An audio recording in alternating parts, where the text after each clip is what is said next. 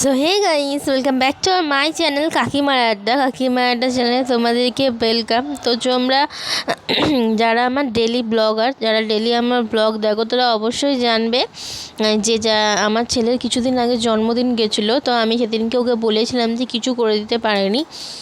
তো দেখো, ইচ্ছা তো সবই করে, কিন্তু কি করব, বলেছিলাম যে আমার খুব শরীর খারাপ ছিল বলে আমি করতে পারিনি। তো আজকে হচ্ছে বৃহস্পতিবার, আজকে হচ্ছে আমার একটু ইচ্ছা হলো যে ওকে একটু পায়েস করে দেবো। আর ঘরেতে মোটামুটি সব ছিল, শুধু দুধটা ছিল না আর কি। তো ওর জন্য আমি ওকে বললাম একটু দুধ এনে দাও, তাহলে আজকে একটু পায়েস করে দিই বাবুকে, তাহলে মানে ওকে খাবে আর কি।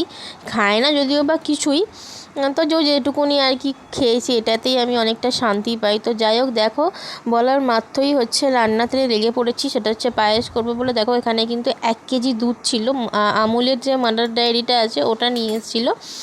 তো এটা হচ্ছে 2 প্যাকেট, 500 যে 2 প্যাকেট, মানে 1 কেজি দুধ ছিল। সেটাকে ভালো করে আমি আগে জাল দিয়ে নিচ্ছি খানিকক্ষণ ধরে। তো যত ভালো জাল দেবে পায়েসের দুধ তত ভালো সুন্দর হয় খেতে। তো এখানে দেখো, এদিকে যেহেতু আজকে বৃষ্টি ওয়েদার, আর একটা হ্যাঁ, তোমাদের কাদের ওখানে বৃষ্টি হয়েছে অবশ্যই আমাকে কমেন্ট সেকশানে কমেন্ট করে জানাবে। ম্যাক্সিমাম জায়গাতেই শুনছি বৃষ্টি হচ্ছে, যদিও বা আমাদের এখানে প্রচুর বৃষ্টি হচ্ছে আজকে 2 দিন ধরে, মানে কি বলবো, কিছু বলার মতন নয়। যার কারণের জন্য আজকে বৃহস্পতিবার যেহেতু ছুটি থাকে, ওই জন্য বললো যে আজকে একটু খিচুড়ি করাও। খিচুড়ি, পাঁপড় ভাজা, বেগুন ভাজা আর ওই পায়েস করেছিলাম। তো এখানে দেখো আমি পায়েসের চালটা কিন্তু খানিকটা মানে কি বলে ওটাকে, ঘি দিয়ে মাখিয়ে রেখেছিলাম।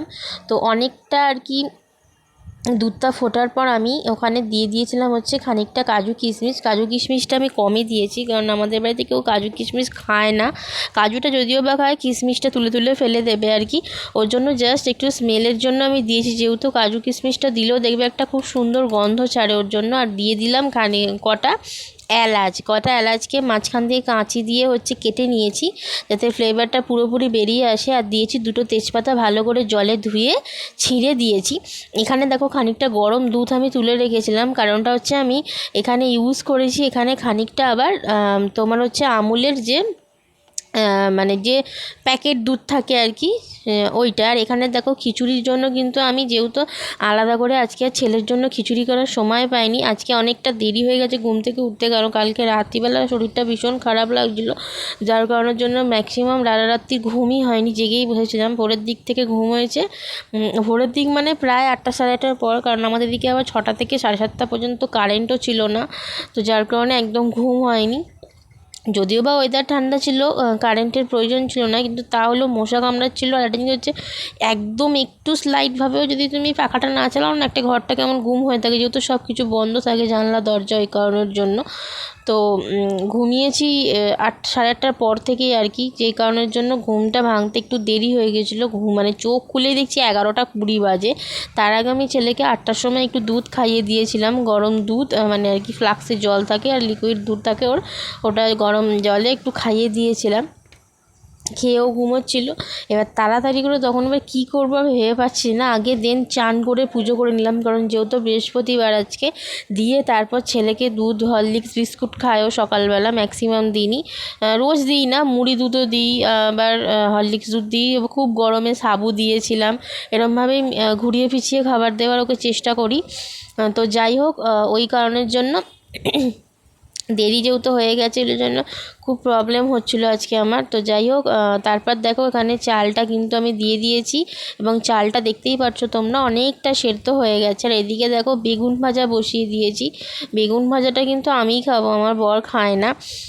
তো এখানে দেখো খিচুড়িটাও কিন্তু সেদ্ধ হয়ে গেছে। আর যেটা বলছিলাম, ওই কারণের জন্য আমি আর ওরটা আলাদা করে সেদ্ধ করিনি, ওই জন্য আমি ভাবলাম কি, তাহলে এখানে তো চাল ডাল করবোই, আর আমাদের বাড়িতে না আমার বর মুগের ডালের খিচুড়িটা খুব একটা ভালো খেতে ভালোবাসে না। আমাদের বাড়িতে কিন্তু মুসুর ডালেরই পেঁয়াজ রসুন দিয়ে খিচুড়িটা খেতেই ভালোবাসে। তো ওই জন্য আমি দেখলাম কি, একটু সবজিও দিয়ে দেবো, আর সেদ্ধ করে নিই তাহলে আগে থাকতে, সাঁতলে নেবো পরে, তাহলে ওটা তুলে নিয়ে সাঁতলানো যাবে। তো সেই কারণের জন্য ওর খাবারটা আমি এখান থেকেই তুলে রেখেছিলাম আর কি।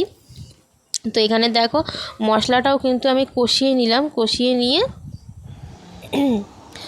তো চলো ভিডিওটা যখন আমি এডিটিং করে ছেড়েছি না, আমার একটু এই একটা ভিডিও একটু দিতে ওলটপালট হয়ে গেছে। মানে আমি আগে দেখিয়ে দিয়েছিলাম যে মশলাটা দিয়ে দিলাম, কিন্তু কষানোটা আর কি দেখানো হয়নি। তো এখানে দেখো আমি সেরকমভাবে করতে পারিনি আজকে, দেখতেই পাচ্ছ হালকা পেঁয়াজ হালকা আর কি টমেটো দিয়ে ভালো করে একটু কষিয়ে নিচ্ছি, মানে ভাজা ভাজা করে নিলাম। এদিকে দেখো আদা বাটা, আদাটা গ্রেট করে দিয়েছি, আদা, লঙ্কার গুঁড়ো, হলুদ গুঁড়ো, চিনি সামান্য, একটু জিরে গুঁড়ো, ভালো করে এই মশলাটাই কিন্তু ভালো করে কষিয়ে নিয়ে আমি খিচুড়িটার মধ্যে দিয়েছিলাম। এক্সট্রা আর কিছু দিইনি, একটু রসুন দিলে ভালো হতো কিন্তু রসুনটা দেওয়ার সময় হয়নি। আর এদিকে দেখো এই যে সবজিগুলো দেখছো, এটা হচ্ছে আমার ছেলের জন্য দেওয়া, যেহেতু আমার ছেলের খাবার বলেছে আমি এখান থেকেই তুলবো, তো সেই কারণের জন্যই আমি এই সবজিগুলো দিয়েছি। কারণ যেহেতু বিনস, গাজর আর হচ্ছে কুমড়োটা হচ্ছে ম্যাক্সিমাম দিনই ওর খাবারের মধ্যে দিয়ে থাকি, সেটা ভাতের মধ্যেই বলো আর খিচুড়ির মধ্যেই বলো না কেন। যখন প্লেন ভাতও করি তখন এগুলো দিয়ে দিই, আর যখন খিচুড়ি করি তখন তো এর মধ্যে দিই। তো সেই কারণের জন্য ওর মধ্যে এইটুকুনি দিয়ে ওর খাবারটা তুলে নিয়েছিলাম। আর দেখো এখানে তোমার হচ্ছে গিয়ে লাস্ট ফিনিশিং হচ্ছে আমার ছেলেকে যে পায়েসটা আমি রান্না করেছিলাম আমার ছেলের জন্য, তো ওটা ওকে দিয়েছি খেতে, দেখতে পাচ্ছ। মানে এই যে খাওয়াটা, এটাই হচ্ছে আমার অনেক বড় পাওয়া, মানে ওকে রান্না করে দিয়ে। তো যাই হোক, ভিডিওটা পুরোটা দেখো স্কিপ না করে।